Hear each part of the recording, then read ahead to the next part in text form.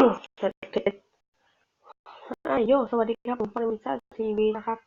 วันนี้ผมจะมาสอนทำปืนใหญ่ในเกมนะครับโอเคครับเห็นไหมครับนี่ปืนใหญ่จริงครับทำผิดพลาดครับโอเคครับทำใหม่โอเคทำใหม่เป็นอย่างที่ไม่ค่อยแรงเท่าไหร่หรอกครับจะพอใจพอสนุกนะ1 2 3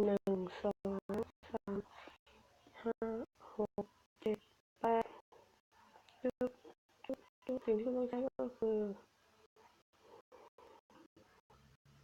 ออกซิเดียมใช่ไหมครับออกซิเดียมร้อยใช่ไหมที่จริงผิดบอกอะไรก็ได้บอกอะไรก็ได้ออกมาเลยครับไม่เป็นบล็อกไม้บล็อกหินบล็อกเหล็กได้หมดทำได้หมดครับแล้วแต่คุณนะครับ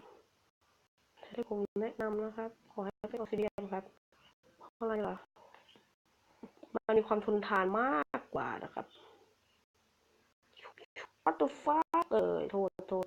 ดนไหลเป็นน้ำนี่ฉันทำอย่างนี้เมื่อกี้ฉันทำผิดนี่ต้องปืนใหญ่เท่านี้เลยเอา1 2ก็1ปึ๊บเร็วเร็ว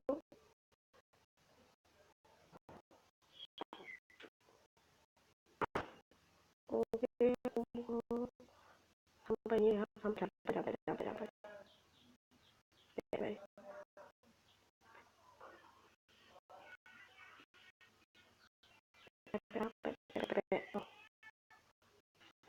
้ไหมครับ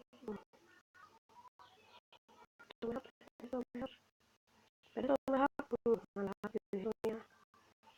ครับต่อไปก็ถ้าต้องแปะไว้ตรงนี้จากนั้นผมก็เอาเพจมาครับ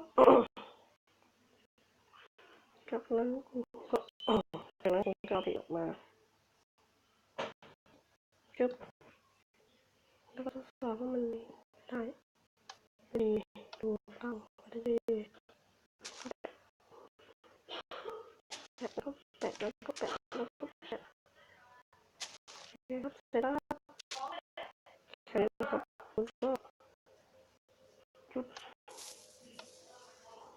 ก็จุดนี้ยิงครับโอ้ยหายหน้าจอเลยคลิปผมขอจบเพียงเท่านี้นะครับบ๊ายบาย